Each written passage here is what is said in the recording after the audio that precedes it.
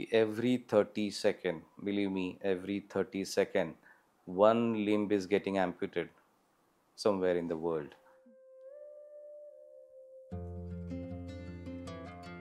जसं आपण चेहऱ्याची काळजी घेतो एक्झॅक्टली तशी काळजी पायाची घेणं आवश्यक आहे. जसं आपण डायबिटीज काढून टाकू शकत नाही तसंच आहे. जब तक डायबिटीज रहेगा you are at a risk of a foot problem. पण जर झालंच तर डोंट डिले इट. की आपल्याला काटा टोचला आपण पाय मागे घेतो, आपल्याला चटका बसला आपण पाय मागे घेतो आणि यामुळं पायाला झालेली जखम त्यांना कळत नाही. त्यांना अतिशय हॉट सरफेस असेल त्यांना तेही कळत नाही. नेल कटिंगचं पण एक टेक्निक आहे की डायबिटीक असणाऱ्या पेशंटने कधीच आपण असे राऊंड नेल कट करतो, राऊंड नाही कट करायचं. डायबिटीस आहे मला, खूप काळजी घेतो, पण पायांसाठी म्हणून अशी वेगळी काय काळजी घ्यावी? फुटवेअर कधी बाय करावं? सकाळी, दुपारी, संध्याकाळी. म्हणायला साधं मुद्दा, आम्ही म्हणतो संध्याकाळी. सी काय होतं, सो मोठा keep your sugars in control, your glycaemic index in control. Offload is a very very important term in any diabetic food. म्हणजे diabetic food without offloading is काहीच नाही. म्हणजे हे सगळी वाईट कहाणी ॲम्प्युटेशनची जरी असली तरी चांगला पार्ट हा आहे. आणि जसं आपण हेल्थ चेकअप रेग्युलर बेसिसला करतो तसं फूड चेकअप, मी तर म्हणेन चेहऱ्याकडे थोडं दुर्लक्ष झालेलं चालेल डायबिटीस पेशंटमध्ये, पायाकडे लक्ष द्या.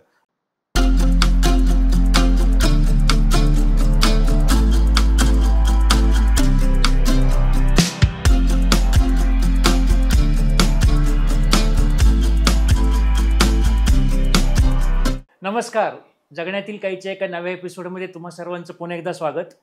आजचा आपला एपिसोड एक खूप खास एपिसोड आहे, कारण की ह्याचं कारण असं आहे की जनरली आपण जे एपिसोड करतो त्यामध्ये बऱ्याचदा एखादा आजार, त्या आजाराची ट्रीटमेंट आणि त्या आजाराचं निदान कसं करतात ह्याविषयी आपण बऱ्याचदा बोलत असतो.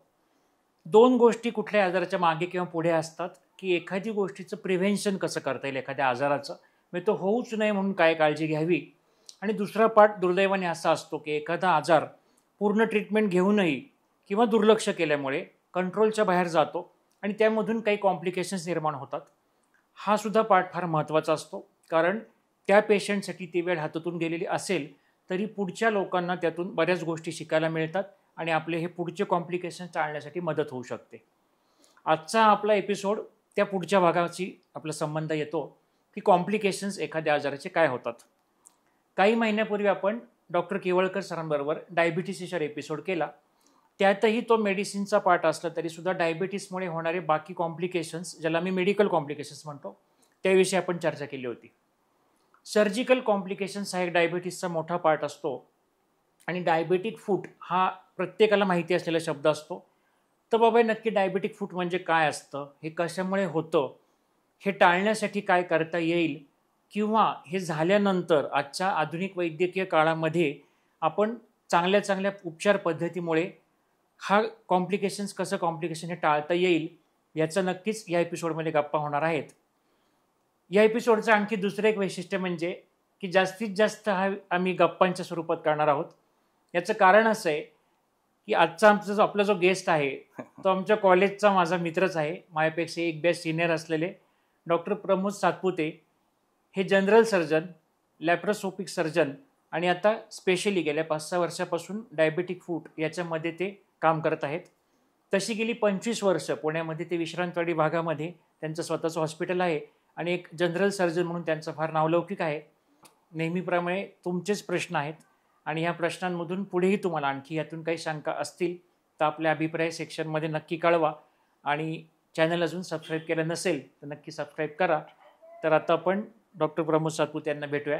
तर नमस्कार. नमस्ते. आपण इथे अगदी गप्पांच्या स्वरूपात बोलणार आहोत. ॲब्सोल्युटली. त्यामुळे तर आज या चॅनलवरती आपण अगदी कमी वेळामध्ये हा एपिसोड ठरवला आणि खरं तर आज असं ठरलं होतं की आज आमचे दिवसभरात भरपूर शूट झाले होते. तर जनरली हे शेवटचं शूट असतं तर आम्ही कंटाळलेलो असतो, पण मी आमच्या सर्व टीमला हे सांगितलं होतं की आज आपल्याकडे येणारे डॉक्टर्स इतके उत्साही आहेत की त्यांच्या उत्साहामुळे नक्कीच आपल्याला ते कॉन्टेजियस डिसीज सारखा हा पण चांगल्या पद्धतीने आपल्याला लागेल. So pleasure is all mine. Thank you so much for calling me. ब्रीफमध्ये I'll tell you की मी एक्झॅक्टली काय करतो. So I started my career as a general surgeon. Then I became a laparoscopic surgeon. आणि of late काही वर्षांपूर्वी as you mention doctor किवळकर आणि मी incidentally एका हॉस्पिटलच्या निमित्ताने एकत्र आलो. अच्छा. आणि त्यावेळी आम्हाला लक्षात आलं की डायबिटीसचा एक सेक्शन असा आहे सर्जिकल अँगल, हां. की ज्यामध्ये patients are coming with lot of non healing ulcers, हं. की पायाला अशा जखमा आहेत ज्या बऱ्याच होत नाहीयेत वर्षानुवर्ष. हां. त्यावेळी एक मनात पाल चुकचुकली की हं. काय असेल एक्झॅक्टली, हं. Why these patients are not getting cured. Okay. Just doctor बदलले जात आहेत, मेडिसिन्स बदलले जात आहेत, पण त्यांच्या जखमा बऱ्या होत नाहीयेत. हं. दॅट मोमेंट आय डिसाइडेड की देर मस्ट बी समथिंग. आणि मग I did a fellowship in diabetic foot and wound care. Okay. Okay. आणि आय एम सो थँकफुल की तुम्ही मला इथे बोलवलं आणि मला माझं मत व्यक्त करायला परमिट केलं. मला आवडेल की थोडा अवेअरनेस अबाउट डायबेटिक फूट लोकांमध्ये क्रिएट करण्यासाठी. So I would like to answer the questions की एक्झॅक्टली काय मनात शंका बरोबर. असतील लोकांच्या. पहिलंच बेसिक प्रश्न आले की डायबिटिक फूट म्हणजे खरं तर नक्की काय आणि कशामुळे होतो हे कारण? ओके. सो डायबिटीस, मधुमेह, बेसिक यामध्ये असं होतं की your sugar levels are high. हं. आणि as you must be aware की sugar is a very good culture media for the bacteria. So जिथे साखर जास्त तिथे बॅक्टेरिया लवकर फ्लरिश होतो. हं. असं बघण्यात आलं की जे लोक डायबिटिक असतात हं. त्यांच्यामध्ये अर्लिएस्ट अफेक्शन, ज्यांना लॉंग स्टँडिंग डायबिटीस आहे किंवा अनकंट्रोल डायबिटीस आहे, त्यांच्यामध्ये पायाच्या नसा, नर्व्ज आपण जे म्हणतो, हं. त्या खराब होतात, ओके. ज्याला आम्ही मेडिकल भाषेमध्ये पेरिफेरल न्यूरोपॅथी असे म्हणतो. आणि सायमल्टेनियसली पायाच्या ज्या रक्तवाहिन्या असतात, वेसल्स आपण ज्या म्हणतो, आर्टरी वेन, यामध्ये पण ब्लॉकेजेस येतात, ज्याला आम्ही ॲथ्रोस्क्लेरोसिस म्हणतो. आणि या कॉम्बिनेशनमुळे की न्यूरोपॅथी, ज्यामुळे पायाच्या संवेदना कमी होतात, वॅस्क्युलोपॅथी, ज्यामुळे पायाचं ब्लड सप्लाय कमी होतो, हं. त्यात sugar level high. Okay. So असे पाय they are very very susceptible for all kind of infection, right. Ulcers and life threatening infections. So हा स्टडी बेसिकली, हा सगळा कोर्स किंवा हा अभ्यास याबद्दल आहे की डायबेटिक पेशंट, त्यांच्या बऱ्या न होणाऱ्या जखमा, any chronic wound for that sake. आणि मग त्या अनुषंगाने सगळ्याच प्रकारच्या वुंड्स की ज्या बऱ्या होत नाहीत, ज्यामध्ये येतात व्हेरिकोज वेन्स, व्हेरिकोज वेनमध्ये ज्या जखमा होतात त्या व्हेरिकोज अल्सर आपण ज्याला म्हणतो, किंवा प्रेशर सोर, बेड सोर जे असतात, electric Burns. So basically any kind of wound which is non healing, I deal with it. Okay. आणि त्याचा मी डॉक्टर, त्याचा मी स्पेशालिस्ट. आमच्या जवळ एक काका राहतात, त्यांनी हा प्रश्न पहिला सांगितला, माझा पहिला प्रश्न विचारा. तर त्यांनी सांगितले की डायबिटीस आहे मला, खूप काळजी घेतो, पण पायांसाठी म्हणून अशी वेगळी काय काळजी घ्यावी? ओके. हा प्रश्न उत्तर देण्याआधी मला थोडंसं अजून इलॅबोरेटिव्ह स्वरूपात हे सांगायला आवडेल की एक्झॅक्टली डायबिटीसमध्ये अफेक्शन होतं कसं. मग मी पुढच्या याच्यावर येतो की पायाची काळजी कशी करायची. सो वेन आय सेड की डायबेटिक न्यूरोपॅथी किंवा पायाच्या नर्व्स जेव्हा खराब होतात तेव्हा नक्की काय होतं. मोठा 3 प्रकारच्या नर्व्स असतात, सेन्सरी, मोटर, ऑटोनॉमस. जेव्हा सेन्सरी नर्व अफेक्शन होतं त्यामुळे पायामध्ये वेदना किंवा संवेदना कमी जाणवतात, पायाला झिंझिण्या येतात, बधीरपणा येतो आणि ही सुरुवात असते. ओके. हे झाल्यामुळे काय होतं की God has given pain as a protection to us. Right. की आपल्याला काटा टोचला आपण पाय मागे घेतो, आपल्याला चटका बसला आपण पाय मागे घेतो. न्यूरोपॅथी झाल्यामुळे, एस्पेशली सेन्सरी न्यूरोपॅथी झाल्यामुळे त्याच्या ह्या संवेदना कमी होतात. आणि यामुळं पायाला झालेली जखम त्यांना कळत नाही. त्यांना अतिशय हॉट सरफेस असेल त्यांना तेही कळत नाही. आणि त्यामुळे जखम असूनही तो माणूस त्यावर बिनधास्त चालतो. किंवा त्याला त्या नॉर्मल माणसामध्ये जखम झाली, पस झालं तर तो नोटिफाय करतो, डॉक्टरकडे जातो. पण डायबिटीसमध्ये न्यूरोपॅथी झाल्यामुळं ते मास्क होतं. आणि that is bad. When your pain sensation is gone or reduced, मग त्यावेळी जखमा असूनही पेशंट त्या निग्लेक्ट करतो. कारण युजली एक साईक असते की त्रास झाला तर डॉक्टरकडे जायचं. या लोकांना त्रास होत नाही, दुखत नाही जेवढं नॉर्मल माणसामध्ये दुखतं. So this is about sensory neuropathy. Second is motor neuropathy. Motor न्यूरोपॅथीमध्ये काय होतं की पायाला, आता जर आपण एक बघितलं, फूट हे असं कॉम्प्लेक्स आहे की यामध्ये जवळजवळ 100 मसल्स आहेत, 28 जॉईंट्स आहेत, 55 आर्टिक्युलेशन्स आहेत, खूप सारे आर्चेस आहेत. It's a very complex structure.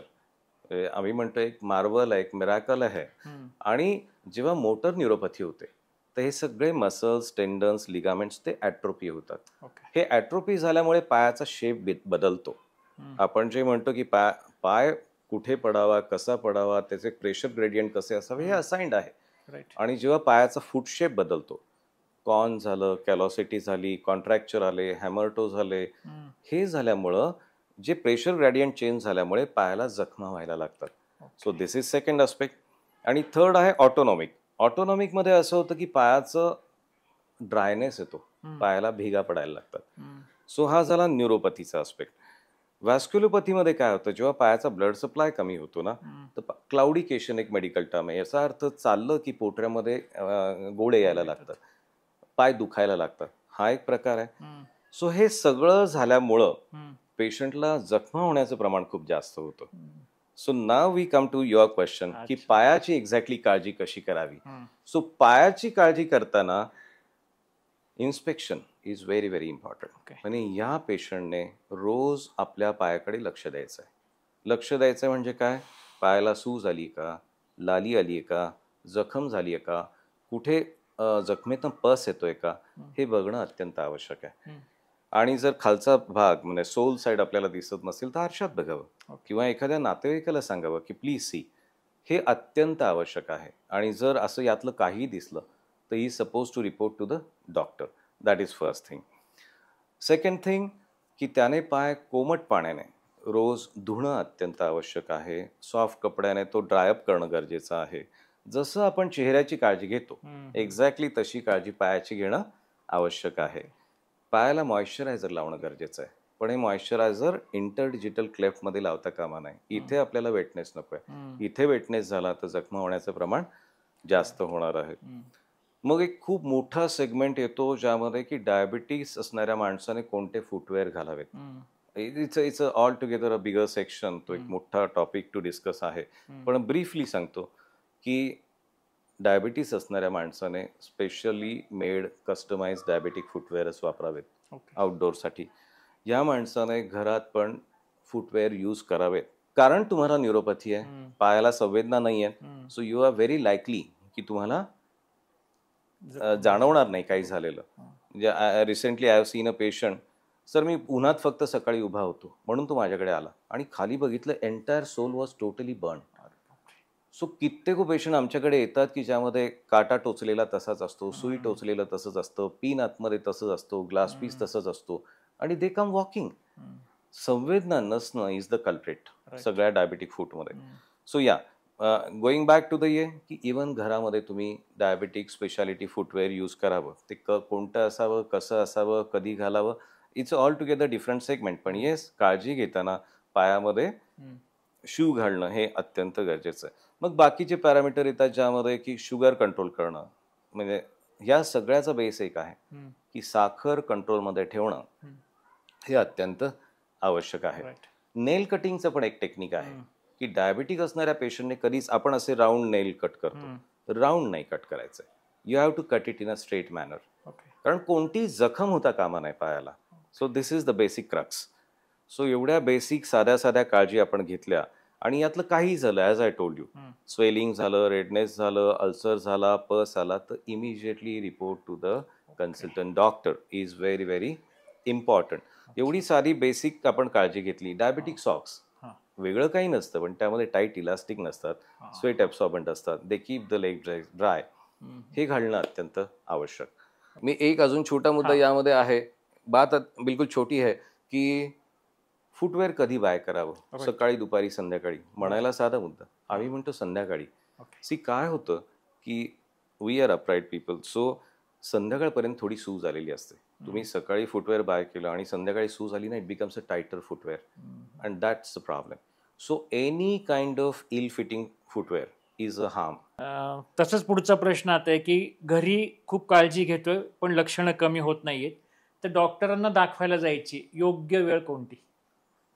Okay, so in continuity I will answer this की if you are a diagnosed diabetic patient, जर तुम्हाला मधुमेह आहे याची तुम्हाला खात्री आहे, तुमच्या शुगर्स कंट्रोलमध्ये आहेत आणि तुम्ही डेली पाय इन्स्पेक्ट करताय, पायाला कुठलीही जखम नाही, लाली नाही, then you can take it easy. जे आपण पायाची काळजी काय घ्यावी जे सांगितले ते फॉलो करा. अशा वेळी एक 3 ते 6 महिन्याने डॉक्टरांना दाखवलं तर ठीक आहे. पण अदरवाईज जर कोणतंही सिम्पटम दिसलं जे आपण ऑलरेडी डिस्कस केलं तर त्यावेळी मात्र you should not waste time. You should consult the doctor as early as possible. आणि जेव्हा आता पेशंट येतो डॉक्टरांकडे डायबेटिक फूडसाठी, तर आता इतर तपासण्या लोकांना आता माहीत झाल्यात की random blood sugar, fasting BP. Diabetic फूडसाठी असे वेगळ्या काही टेस्ट करतात का hospital? Yes.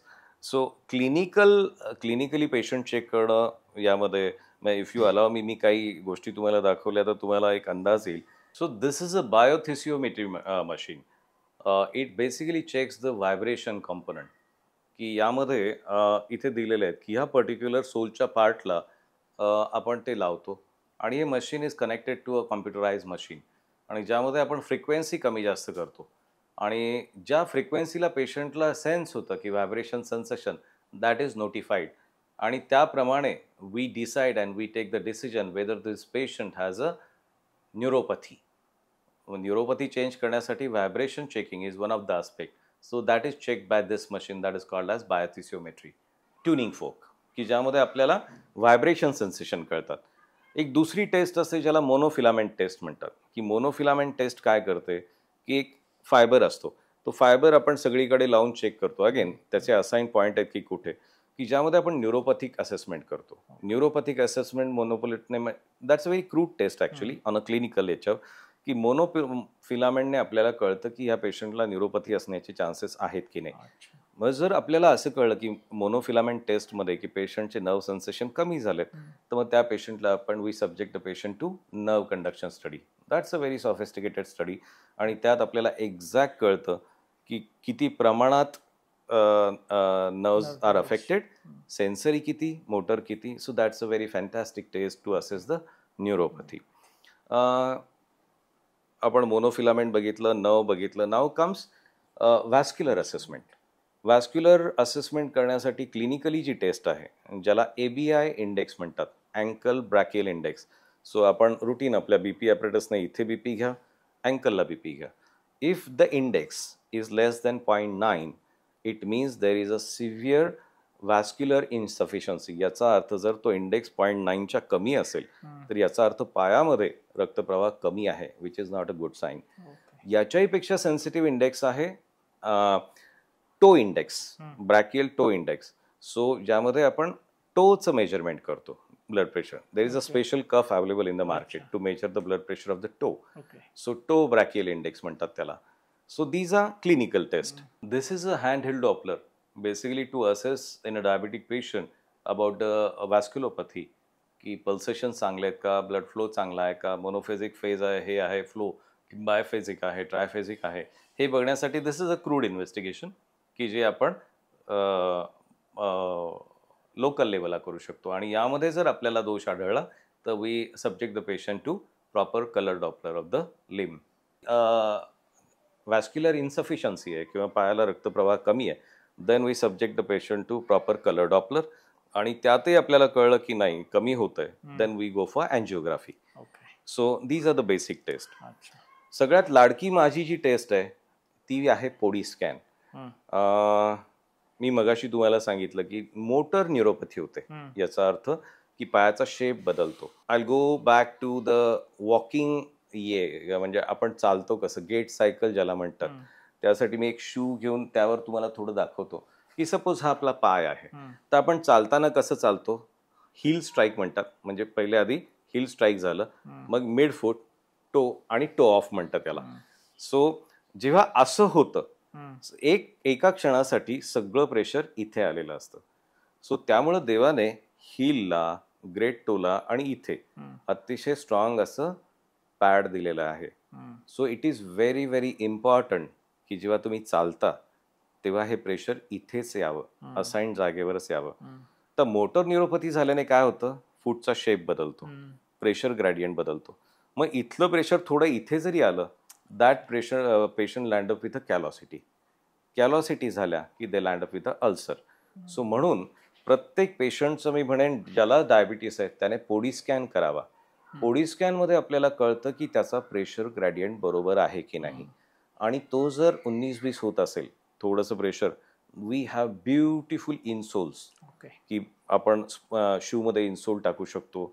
We can make customise sandals, shoe किंवा चप्पल्स आणि आपण ते करेक्ट करू शकतो. Right. So if you are diagnosed diabetic patient, so मी तर म्हणेन रेग्युलरली तुमचं पोडियाट्रिक असेसमेंट केलं पाहिजे विथ द पोडी स्कॅन, की मग it's more of a preventive thing, की तुम्ही काही होण्याआधीच केलं ना तर तुम्हाला जखम होण्याचं प्रमाण अतिशय कमी होतं. रेडिओलॉजिकली जेव्हा आपल्याला कळतं की एखादं बोनी अफेक्शन आहे, मग then comes the role of x-ray, MRI. MRI plays a very, very important role. कारण many diabetic patients who has ulcer, they land up with osteomyelitis down the line. So अशा केसेसमध्ये MRI is the investigation which gives us insight की whether there is a bone affection or no. फार महत्त्वाची गोष्ट होती, कारण आता आपण प्रिव्हेन्शन पार्टपर्यंत आलोय किंवा डायग्नोसिस पार्टपर्यंत आलोय. एक जणांचा प्रश्न असा आहे की आता जखम तर झाली आहे, ड्रेसिंग करायचंय, घरी करावं का दवाखान्यात करावं? घरी करण्याचे आणि दवाखान्यात करण्याचे दोन्हीचे फायदे तोटे काय? परत थोडंसं एज्युकेटिव्ह आय टॉक, की हा क्वेश्चन इतका सिम्पल नाही आहे. बेसिकली फर्स्ट तो I would like to elaborate more about what is wound, what is dressing. So थोडंसं इंग्लिशमध्ये सांगतो, मला मराठीत हे थोडं. What is wound? Any break in the mucosal continuity of the skin, mucosa, organ is a wound. मग कोणत्या जखमेला कोणतं ड्रेसिंग करावं याचे काही असाईन नियम आहेत मार्केटमध्ये, की त्या जखमेमध्ये इन्फेक्शन आहे का, स्लफ आहे का, तिला ब्लड सप्लाय कसा आहे यावर ठरतं की you understand the wound. So basically असं कोणीतरी खूप छान वेने म्हटलंय, तुम्ही जखम बरी करायला जाऊ नका, तुम्ही त्या जखमेला फक्त पूरक वातावरण द्या. मग पूरक वातावरण द्यायचं म्हणजे काय, की काही जखमेला तुम्ही फक्त मॉइश्चर देणं आवश्यक असतं. सपोज अ हेल्दी ग्रॅन्युलेटिंग वुंड, जिथे पस नाही आहे, स्लफ नाही आहे, ब्लड सप्लाय चांगला आहे, अशा केसेसमध्ये फक्त हायड्रोकोलॉइड अप्लाय केलं, that wound heals like anything. So that is one story. Second story, की जर तिथे वुंडमध्ये खूप पस असेल, इन्फेक्शन असेल, so there are beautiful antibiotics आणि foam dressings available. Alginate dressing, foam dressing, silver impregnated dressing, antibiotic impregnated dressing, मग त्याचा रोल येतो. एखादी खूप उझी वुंड असेल, म्हणजे ज्यातनं खूप सारा डिस्चार्ज येत असेल, मग त्यावेळी the dressings are different. Okay, then comes the speciality dressing there, की ज्याला आपण वॅक म्हणतो, ते येतं. सो कोणत्या प्रकारची वुंड आहे त्याप्रमाणे ड्रेसिंग आपण ठरतो.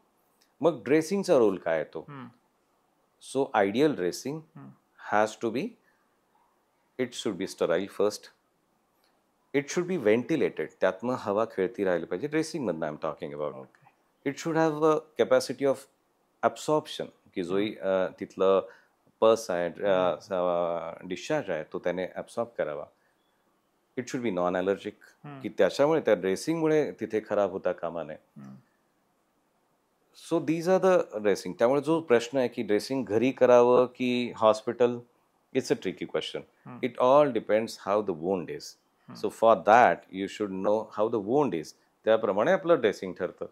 सो येस, बट मोठा to answer your question is, जी साधी वुंड आहे, जिथे शुगर कंट्रोल आहे, वुंड हेल्दी आहे, ग्रॅन्युलेशन चांगलं आहे, अशा ड्रेसिंग्स आपण घरी करू शकतो, provided they are done with a sterile technique, they are done by the proper person who knows the sterile ways of. We don't want the infection to be introduced in the wound. बाकीच्या जखमा ज्या आहेत, ज्यामध्ये स्लफ आहे, स्लफ म्हणजे dead tissue, किंवा जिथनं पस येतोय, किंवा जिथे वॅस्क्युलॅरिटी कमी आहे, मग अशा केसेसमध्ये better you go to a speciality आणि डू द ड्रेसिंग. थोडं ह्या सेगमेंटमध्ये मला हेही सांगायला आवडेल, सपोज स्लफ आहे, मग अशा वेळी there are beautiful tubes available, that is called as enzymatic debridement, की पॅपेन्युरेज वगैरे अशा काही कंटेंट असलेल्या आहे, की त्या आपण नुसत्या अप्लाय केल्या तर they enzymatically do the debridement. Debridement is removal of the dead tissue. So that can be done by many ways. आम्ही सर्जन ते सर्जरीने काढतो, कोणी मेकॅनिकली काढतं, कोणी लेझरने काढतं, कोणी क्रीम्सने काढतं, कोणी मॅगट्स थेरपी यूज करतं. So to do debridement there are lots of ways and means. पण जर आपण क्रीम, ऑइंटमेंट, जेल्स की बात करें तो there are beautiful enzymatic debridement agents are available.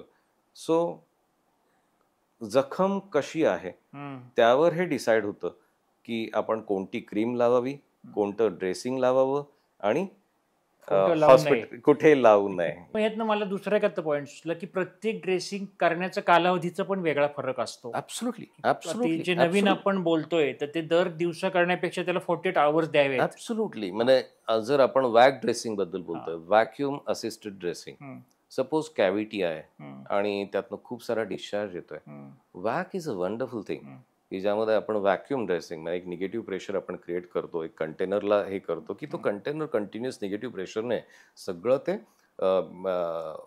Discharge जो आहे तो सक करतो आणि it promotes the granulation, it promotes the neovascularisation, it promotes the neo epithelialisation. So VAC dressing is wonderful, पण you should know where to apply it. Suppose एखाद्याला जर वॅस्क्युलोपॅथी आहे, blood supply नाही, मग तिथे वॅक लावणं योग्य नाही. सो जिथे आपल्याला निगेटिव्ह प्रेशर क्रिएट करतं अशी ती जागा पण असली पाहिजे. सो कोणतं ड्रेसिंग, कोणतं वूंड, हे combination, that's the skill basically, that's the expertise. उलटा आता वॅकचा विषय निघालतो पुढचा त्याच संदर्भात होतं की आता रिसेंट ह्या व्यतिरिक्त आता वॅक विषयी बोललो आपण, आणखी काय? येस, वॅक विषयी आपण बोललो. जसं तुम्ही बोलात की वॅक रोज बदलण्याची गरज नसते. वॅक एकदा लावलं की 3-4 दिवसाने आपण बदललं तरी चालतं. सो त्याच्या पुढचं जे which I like is PRP. PRP is like platelet rich plasma आपण जे म्हणतो. आता PRPचे बऱ्याचशा आजारांमध्ये बरेचसे इंडिकेशन्स आहेत. इथे वूंडमध्ये तर नक्कीच आहे. So ultimately the simple logic to the question is you need growth factors for any healing. So there are n number of growth factors. Mainly जे commercially available आहेत ते आहेत platelet derived growth factor आणि epidermal. They are commercially available. So PRP मध्ये आपण काय करतो, पेशंटचं ब्लड घेतो, त्यातनं प्लेटलेट रिच प्लाझ्मा हे करतो आणि तोच हे करतो. So ultimately this growth factor it facilitates the granulation, epithelialisation, neovascularisation. So it is also a part of treatment. जसं आपण ड्रेसिंगचं हे केलं तर PRP करणं हे पण एक त्याचा पार्ट आहे. नेक्स्ट कम्स ट्रीटमेंटमध्ये what speciality is hyperbaric oxygen, की दॅट इज ऑल्सो सपोज एखाद्या पायाचा रक्तप्रवाह कमी आहे आणि तिथे न्यूट्रिशन किंवा ऑक्सिजन पोहोचत नाही, अशा पेशंट्समध्ये हायपरबॅरेमिक चेंबर असतं, हायपरबॅरेमिक ऑक्सिजन चेंबर, की ज्यामध्ये under pressure they give you 100% oxygen आणि मग त्या वूंडचं ऑक्सिजन अल्टिमेटली बॉडीमध्ये ऑक्सिजन आलं तर it reaches to the wound as well, to the site as well, आणि pure oxygen helps in healing the wound. So hyperbaric is a very good. Recent याच्यामध्ये जे अजून खूप कमर्शियली अवेलेबल नाही, यामध्ये stem cell therapy is coming in a big way. Superficial lasers are coming in a big way for wound healing. So yeah, these are the things available in the market for newer modalities for wound healing. तर उलट हा महत्त्वाचा part होता. आता याच्या पुढचं दुर्दैवाने असं पार्ट आहे की एवढं सगळं करूनही किंवा उशीर झाला तर दुर्दैवाने तो पाय कट करायला लागतो, आपण ज्याला आपल्या भाषेत ॲम्प्युटेशन म्हणतो. तर ती वेळ आल्यावर एक तर काय काळजी घ्यायची आणि तो निर्णय कसा आणि कधी घ्यायचा? Actually this is a unfortunate part of the story. जसं एखादा डॉक्टर ओथ घेतो की टिल लास्ट ब्रेथ, तसं आम्हा सगळ्या फूड स्पेशालिस्टची ओथ हीच आहे, prevent amputation. So any doctor who is pursuing diabetic foot और any foot care, the oath is avoid amputation and prevent amputation. पुढचं जे मी वाक्य सांगणार आहे that is the reality of life. And कदाचित हा माझ्या काय म्हणतात या टॉकचा हेडलाईन असावा की every 30 second, believe me, every 30 second one limb is getting amputated somewhere in the world. की जर आपण बघितलं की टॉप 3 to 5 ज्यामध्ये सगळ्यात जास्त मॉर्बिडिटी मॉर्टॅलिटी आहे त्यामध्ये येतो diabetic foot. So yeah you asked me about the amputation. So amputation is the last resort. So when you please listen this, when you want to save the limb or when you want to save the lives, amputation comes in the picture. What I mean is, suppose खूप severe ऑस्टिओमायलायटिस आहे, खूप severe चार्कोट्स आहे, खूप इतक्या जास्त प्रमाणात समजा gas gangrene आहे की ज्याच्यामुळे सेप्टिसिमिया झाला आहे, सगळ्या शरीरात ते भिनलं आहे, मग अशा वेळी हा अनफॉर्च्युनेट निर्णय घ्यावा लागतो. So amputation is removal of the part. So it can be a toe amputation, a single toe, किंवा ट्रान्समेटाटार्सल, किंवा फोरफूट, किंवा बिलोनी, किंवा अबोनी, किंवा disarticulation. But yeah I have seen in my practice की that's a very tough journey की convincing a patient for amputation is the toughest job we are facing. आज इथे साधं नख काढायला सुद्धा पेशंट परमिशन देत नाही. या इवन वी डोंट विश की कुणाचा पाय काढावा, पण it's a very painful story. पण it is always and always in the interest of the patient to save the life or to save the rest of the limb. So that is त्यानंतर काळजी कशी घ्यायचा प्रश्न आहे की समजा त्याचा प्रोस्थेसिस किंवा असं आता रिसेंट त्यामध्ये काय येस. पण म्हणजे हे सगळी वाईट कहाणी अँप्युटेशनची जरी असली तरी चांगला पार्ट हा आहे की in India now we have good orthosis and prosthesis. So कोणत्याही डायबिटिकमध्ये ऑफलोडिंग हा खूप महत्त्वाचा शब्द आहे. तर ऑफलोडिंग, पहिले मी ऑफलोडिंगवर बोलतो, मग त्यानंतर मी प्रोस्थेसिसबद्दल बोलतो की आपण अँप्यूट केल्यानंतर पुढे काय. सो ऑफलोडिंग मला थोडेसे काही सॅम्पल्स दाखवायला आवडतील की what is offloading, this is offloading. So यामध्ये आपण काय करतो, सपोज एखाद्या पेशंटला, which is the most common site for any patient to have a neuropathic ulcer is great टोचा बेस इथे, कारण तिथे मॅक्झिमम प्रेशर ग्रॅडियंट येतो, त्यामुळे तिथे जखम होते. मग अशा पेशंटमध्ये जर ती इन्फेक्टेड वुंड नसेल तर फक्त डू दिस 4 फूट ऑफलोडिंग. या शूमध्ये आपल्याला कळेल की पेशंटची टाच टेकेल, मिडफूटलाच त्याचं प्रेशर ऑफ होतं. सो इथे आपण नुसतं एवढं जरी केलं तर तो अल्सर ऑटोमॅटिकली हील होऊन जाईल. So this is called as 4 foot offloading. So likewise there is a hind foot offloading. So असे बरेचसे प्रकार ऑफलोडिंगचे, पण पेशंटला दिसायला हे ॲस्थेटिकली छान दिसत नाही म्हणून many time he is reluctant. So the second option available is insoles. So these insoles can be inserted into any kind of shoe. तुमच्या रुटीन शूमध्ये सपोज मगाशीचाच किस्सा की ग्रेट टोच्या खाली जर अल्सर असेल तर तुम्ही हे बीड्स काढून टाका त्याचे. हे बीड्स काढल्याने काय होणार, इथे तो सोलला खड्डा पडणार. So this portion gets offloaded. So कोणत्याही डायबिटिक फूटमध्ये जेव्हा अल्सर असतो, जे मी मगाशी म्हटलं की स्पेशालिटी फुटवेअर, मग तुम्ही अशी छान चप्पल बनवू शकता जी अतिशय सॉफ्ट फोमी असतं, हे फर्म असतं, यात कुठेही टोचणारे बीड्स नसतात. So that is a ideal yeah. So असं जर आपण केलं, ऑफलोड केलं, offload is a very very important term in any diabetic foot. म्हणजे diabetic foot without offloading is काहीच नाही. म्हणजे basically diabetes is equivalent, they go hand in hand. So every patient who has ulcer, who has callosity, who has wrong pressure gradient has to be offloaded. त्याला either insole द्या, specialty footwear द्या. So that is one part of the story as I told you. Second come prosthesis. So prosthesis चा role येतो जेव्हा आपण अम्प्यूट करतो. Luckily now the market is coming up in a very good way. म्हणजे आता आपल्याकडे अगदी स्पोर्टी प्रोस्थेसिस अवेलेबल आहेत की ते करून आपण रन पण करू शकतो. पण येस, हे कधी अम्प्यूट केल्यानंतर there is something called as stump maturation. की जो अम्प्युटेट, सपोज आपण बेलोनीचा स्टंप बघितला, तो त्या स्टंपला आधी छान हील होऊ देत, मॅच्युअर होऊ देत. मॅच्युअर तो छान कोनिकल व्हावा, त्यासाठी छान कम्प्रेशन ड्रेसिंग द्या. आणि once it is healed, directly don't go to the process. First trials, प्रोस्थेसिसच्या पण ट्रायल असतात, फिजिओथेरपिस्ट टोपिन होतो, आधी आपण वॉकिंगच्या ट्रायल दिल्या जातात, आणि मग जो प्रोसेसिस त्याला सूट होईल तो त्याला आपण ऑफर करतो. पण या लकवूड अम्प्युटेशनमध्येही चांगले प्रोसेसिस अवेलेबल आहेत. Of course it is up to us, sky is the limit, आपण कोणत्या क्वालिटीचं बाय करावं.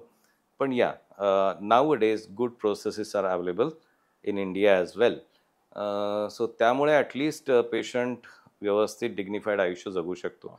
पण याला एक छोटं पुन्हा तीच दुःखाची झालर आहे की एक अम्प्युटेशन झालं तर दुसरं अम्प्युटेशन होण्याचे chances, this is called as rule of 50% high chances की the patient will land up with another amputation down the line. So they have to be extremely careful, cautious. आणि आपण जो फर्स्ट प्रश्न घेतला होता, पायांची काळजी घेणं, ग्लायसेमिक इंडेक्स कंट्रोलमध्ये ठेवणं, हे अत्यंत आवश्यक. अगदी छान आहे. म्हणजे सुरुवात केल्यापासून आपण त्या प्रिव्हेन्शनपासून ॲम्प्युटेशनपर्यंत सगळे विषय कव्हर केले. आता शेवटी एक टेक अवे मेसेज, म्हणजेच एक जणांनी हा प्रश्न विचारला ज्याला आपण टेक अवे मेसेज म्हणू शकतो, की डॉक्टर खरंच सांगा की हा आजार माझा बरा होईल का? Unfortunately the answer is not in yes और नो. जसं आपण डायबिटीज काढून टाकू शकत नाही तसंच आहे. जो जब तक डायबिटीज रहेगा you are at a risk of a foot problem. So मोटा keep your sugars in control, your glycaemic index in control. So that is a basic thing. जे आपण पायाची काळजी घ्यावी सांगितलं ती आपण घेतली तर you are slightly on a safer zone. बरा होतो का? नाही. काळजी घेणं आवश्यक आहे. ते काय म्हणतात, एक पलक झुकी दुर्घटना घटी वाली बात है की सो या बरा तर असा होणार नाही, पण yeah we have good gadgets, means, weaponries available to cure the wound. Preventive, of course I will say prevention is any time better. पण जर झालंच तर डोंट डिले इट. आणि जसं आपण हेल्थ चेकअप रेग्युलर बेसिसला करतो तसं फूड चेकअप, मी तर म्हणेन चेहऱ्याकडे थोडं दुर्लक्ष झालेलं चालेल डायबिटीस पेशंटमध्ये, पायाकडे लक्ष द्या. म्हणजे फनी कहाणी, मी डायबेटिक फूड जेव्हापासून परसू करायला लागलो तेव्हापासून मी माझ्या पायाचे, कारण मला एवढं माहिती की सगळा बघणारा आता he look at my feet first, then की लाईक हा इतकं लोकांना ज्ञान देतो, हा स्वतः करतो का? सो या, even I started doing that. So yes, I think जर आपण व्यवस्थित काळजी घेतली तर आय वोंट से बरा होतो, पण या you can avoid hell lot of problems down the line. Okay. या तर आजच्या गप्पांमधनं खरंच खूप जास्त माहिती, म्हणजे डॉक्टर असून सुद्धा आम्हाला पण ह्या रिसेंट गोष्टी प्रत्येकाकडे माहिती असतात असंही नसतं. तर नक्कीच आमच्या प्रेक्षकांना त्यातनं खूप चांगली माहिती मिळाली असेल. या उपरही बरेच प्रश्न आता येतील, तर ते आपण नक्की ॲब्सोल्युटली. म्हणजे मी हे सगळं अगदी कन्साइज, म्हणजे वुंडवर I can talk for give insight for long time, on dressing, on offloading. खूप वास्ट आणि मोठा असा हा टॉपिक आहे. पण yeah at least somewhere we have to start. एक छोटं ब्रेनस्टॉर्मिंग जरी सुरू झालं तर आय विल बी हॅपी. यातनं काही थोडं मोटिवेशन जरी मिळालं आणि काही पेशंट्सने जरी काळजी घेतली स्वतःची पायाची तर नक्कीच आवडेल. So yeah, I'll be happy, and thank you so much for giving me this platform, this opportunity to express my views. आणि आजच्या सर्व एपिसोडमधनं खरंच तुम्हाला यातनं खूप नवीन नवीन माहिती मिळाली असेल. तर नेहमी आपण prevention is better than cure असं नेहमी आमच्यामध्ये एक मेडिकलमध्ये वाक्य आहे. तर आपल्या ह्या डायबिटीसच्या आजारामध्ये तर हे वाक्य फार कामी येतं, कारण नंतर होणारे कॉम्प्लिकेशन्सला आजकाल ट्रीटमेंट खूप पुढे गेली असेल तरी प्रत्येकच वेळी आपल्याला जायला उशीर होऊ शकला तर काही वेळा आपल्याला निराशा पदरी पडते. तर ह्यातून काही तुम्हाला अजूनही शंका असतील, काही प्रश्न असतील तर आम्हाला कळवा. आम्ही पुन्हा एकदा ह्याच्याविषयी एक एपिसोड करूया. आणि थँक्यू, आज आपण इथे भेटलो. Absolutely. Pleasure is all mine. Thank you so much.